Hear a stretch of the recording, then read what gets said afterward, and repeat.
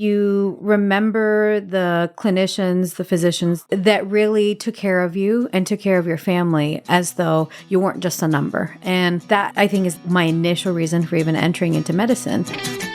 Welcome to Becoming Virtuosa, the podcast that encourages you to become your best virtuosa self. Each week, Dr. Susan Crockett goes where the scalpel can't reach, exploring conversations about how to be, heal, love, give, grow, pray, and attune. For the first time ever, she's bringing the personal one-on-one teaching that she shares with individual patients to you on this broader platform. A weekly source of inspiration and encouragement designed to empower you. By evolving ourselves as individuals, we influence and transform the world around us. Please help me welcome board-certified OB-GYN specializing in minimally invasive GYN surgery, internationally in the top 1% of all GYN robotic surgeons, a certified life coach, and U.S. News top doctor, your host, Susan A. Crockett, MD. Welcome back to the Dr. Crockett Show. I'm your host, Dr. Susan Crockett. I'm coming to you every Tuesday from San Antonio, Texas, where I'm a board-certified OB-GYN, and I practice a special kind of OB-GYN called minimally invasive GYN surgery, or MIGS surgery, and what that means is I do robotic surgery, and it's a lot of fun because I help a lot of women.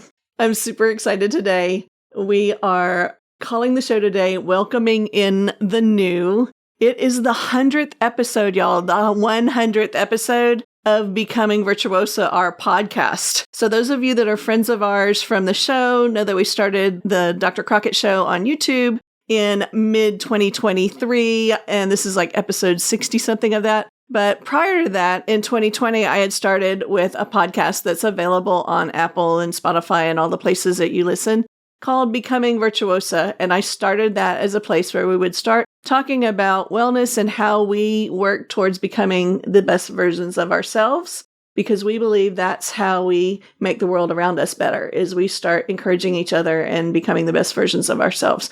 So to welcome in the new, which is our 100th episode, I have an incredibly special guest today. This is Dr. Sonia Koshy. Hello. It's good to be here. Sonia is my new MIGS surgeon. She is joining our practice this month, and I have wanted somebody to help me with my mission.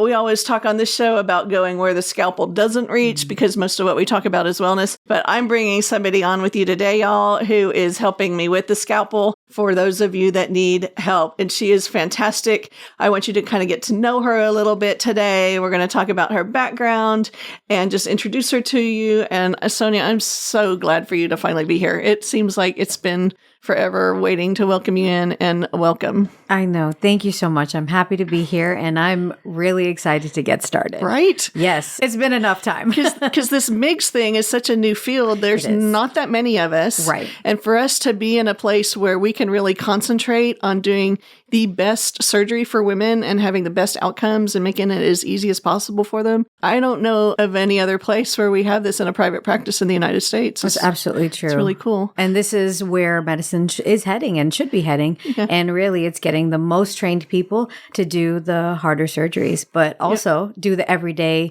all your needs as well. Yep. So Dr. Koshy and I are going to be working mostly in the operating rooms. We'll be training other surgeons. Mm-hmm. We'll be tripling the amount of GYN volume that we're doing in the next year. We're opening up Methodist Northeast Hospital's brand new HOPD. That stands for Hospital Outpatient Department. And it has just been designated as an epicenter by Intuitive Surgical for women's outpatient surgery. Lots of cool things coming. We're going to have opening video for the ribbon cutting for the HOPD coming, and you'll be part of that too. Yes, so y'all stay tuned. We are having just so much happening here. But before we get too much further into that, could you just tell our listeners, our patients, your background a little bit, where you came from and what your education level is, and who you are? Absolutely. So obviously, my name is Sonia Koshy. I am born and raised in Texas. I'm from Houston, and I am finally back after a long time. So I went to college and grad school in Houston, but then I left for medical school. I went to Alabama College of Osteopathic Medicine. Cool. After that, I finished my residency at the University of Toledo, and I did a minimally invasive gynecologic surgery fellowship in South Florida, just outside of Miami. I love Florida. And they've got incredible training programs in Florida. Yes, they do. I actually worked with a team of 4 GYN oncologists as well as a minimally invasive trained faculty member. So it was a great experience. And now I am finally back in my home state where I belong. And getting to put into practice what you've been training for all of these years. Absolutely. So I'm pretty excited about this. I did not go through fellowship training for robots. I'm what you call a goat. That's true. Yeah. I started in 2009 and learned as it was being introduced. And so to have somebody that's fellowship trained now coming in is super exciting for me. I'm looking forward to learning what you have learned from your mentors and your teachers. And I'm looking forward to sharing with you and our viewers what I do. One of the things we were just talking about, as a matter of fact, is we're getting ready to launch more teaching videos on this channel. Yes. So we'll still be bringing some of the wellness stuff to you, but I want to start showing you videos of what we're doing, talking a little bit more about what we do in benign gynecology. We do a lot of fertility work, a lot of fibroids, endometriosis, and all that. This new era is not just me having somebody like you coming in. It's my practice changing from being one of doing a whole lot to actually reaching out and teaching and do case observations and all those things. So welcome. Thank you. I wanted to talk with you a little bit about things beyond just the operating room. Yeah. Tell me a little bit about your philosophy about being a doctor and what other things do you like? I think our patients like to know that we're fun people behind. That we're human beings, not just doctors. Yes. I mean, that kind of all starts into the reasons why you enter medicine. And I think a lot of it is when you go through experiences with family members and things, you remember the people that made you feel heard, that made you feel as though heard. Absolutely. Yeah. Not hurt. No, not hurt. Not hurt. Heard. Yeah. And you remember the clinicians, the physicians that really took care of you and took care of your family as though you weren't just a number. And that is, I think, is the biggest motivator for my initial reason for even entering into medicine. And then as you go through the process, women's health is really just an area that it hits close to home because it's your own life. Right. It's your mother, it's your sisters, it's your grandmother, it's your children. Every part of, your day-to-day existence is affected by that. And as a woman, I feel like that's something that we're all called to do something. And I feel like I could do well in that taking area. Care of women. Absolutely. I kind of came to that kind of similarly. I initially wanted to be a plastic surgeon and ended up in women's health. And it's just been, I have just really enjoyed taking care of my patients. And I just think it's a really exciting time to be in the field of gynecology. Absolutely. And especially specializing like we are. One of the things that strikes me about you, I think we have a lot of similarities, but one of them is we've had some conversations about how we think about family values and also about, used a term, being honored as a physician and not having that, that thing put on you about, what is the word? The honorifics? Yeah. Honorifics, Yeah. Rather than, obviously being a physician, I consider that an honor that I want to hold myself to the standard, that not just in society, but also in the aspect of caring for people and really interacting with people on a day-to-day basis. I'm not your doctor. I'm Sonia first. I'm who I am and everything that makes me. And I want to be that person. Of course, I'm the physician in the room that, I see you, in the operating room that I take care of you. But really and truly, as a friend, as a human being, sitting side by side with someone and hearing the problem that they have, because that's something that in women's care, exactly what you said, that we're not just men with hormones. Yeah. And a lot of the new things that have come out about endometriosis, chronic pelvic pain, and where before things were dismissed as related to psychiatric issues or depression. And really, it's in more recent times that we've found the medical reason behind these things. Physiology. And absolutely. And I want to hear people as, the story that they tell and what they communicate, and because I recognize that is really what's going to help treat people. Well, I think that's part of why we've been a good fit. I think there's lots of reasons why we've kind of hit it off, and I'm really excited about this. I think we have the similar kind of attitude in taking care of people. Yep. In fact, I have a lot of times patients will come in and they'll say like, "You're the first doctor that ever really listened to me." It's typical for an endometriosis patient to go through at least 7 or 8. Right. And I'm seeing more of my referring docs reaching out to me going, I don't know how to handle this, or the other doctors this patient has seen don't know how to handle this. Do you have this level of care for us? I'm starting to see that kind of question come in through our Instagram and our Facebook. So the media is helping us reach people to get them the care that they need. And I love I don't want to call it humility, because it's not like this false sense of, it's just you're a really natural person that's easy to talk to. And I think that's part of what patients need, especially when they're coming into a practice like ours for surgery. They haven't been with us for 20 years. They're coming in to meet us for the first time. And it's important to me that they feel comfortable, kind of get to know us from this video being shown on the TV in the waiting room, so that they see us as real people. Right. Thank you. I appreciate that, because that's what I want to communicate. I don't want to be this unapproachable shell of a person that is just a role, but I want to be, someone that people can trust and people can see that I want the best for you. I want, whatever is going to fix the problem that you came in with. Yeah. So we have that in common, but we also have 2 other things in common that we found out at lunch. We had lunch before this, like I usually do. Those of y'all who've been with us know that we usually do a mostly whole food, plant-based lunch. It was delicious, by the way. Thank you. It's fun. We did a French pasta thing. We'll put some B-roll up for that. But during that, we found out we have 2 other things in common, which I thought were pretty random. Yes. So scuba diving was a news too. Yes. Right? Yeah. So when I lived in South Florida, it was during training, I did get scuba certified. I did one of those out of, in Mexico dives that hopefully you survive. And then I did.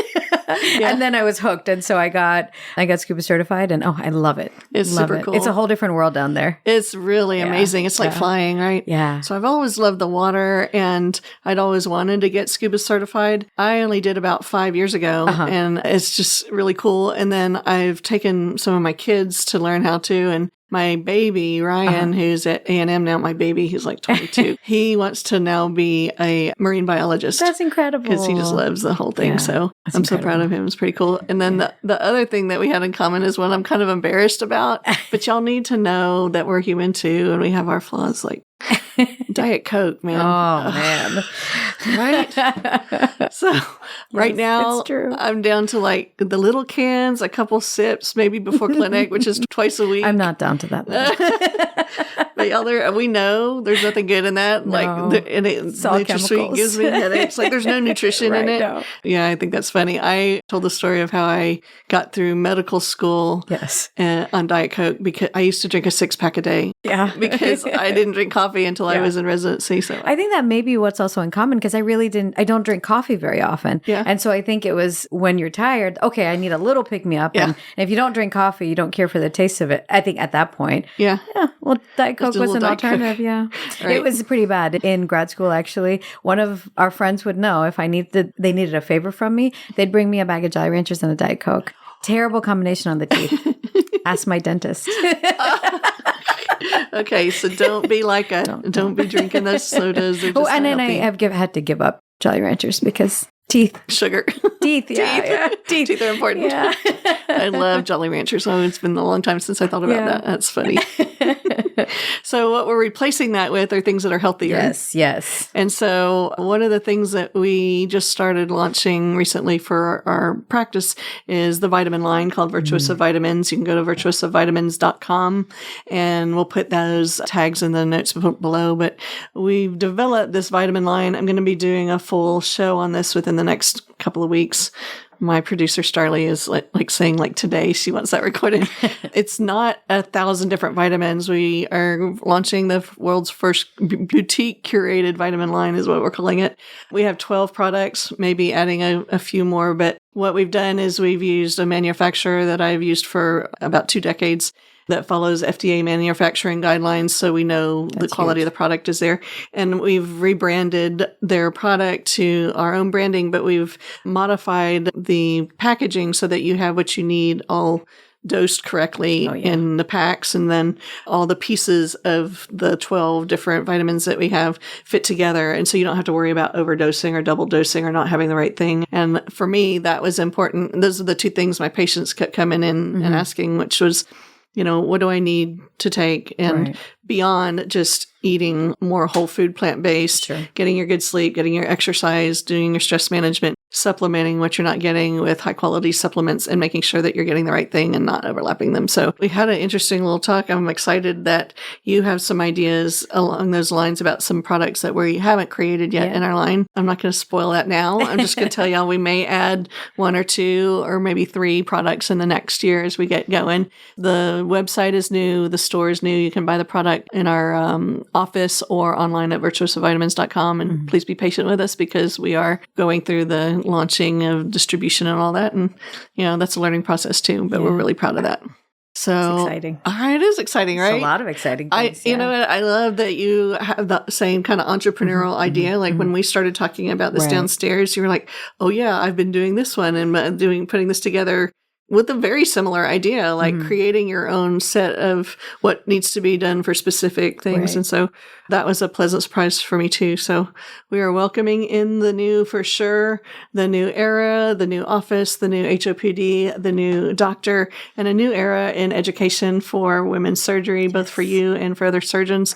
And we are just so grateful for our viewers who are coming along with us for this ride. Thank you for being here. Thank you for your comments and liking and sharing and subscribing. And we look forward to seeing you and helping you in the office and providing you more education coming on the channel within the next 100 episodes. So thanks, you guys. Have a wonderful week, and we'll see you later. Bye.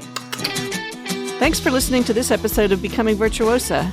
To learn more, come visit us at drcrockett.com. That's drcrockett with 2 T's.com. Or find us on YouTube for The Dr. Crockett Show. If you found this episode helpful or think it might help someone else, please like, subscribe, and share. This is how we grow together. Thanks, and I'll see you next week. Love always, Sue.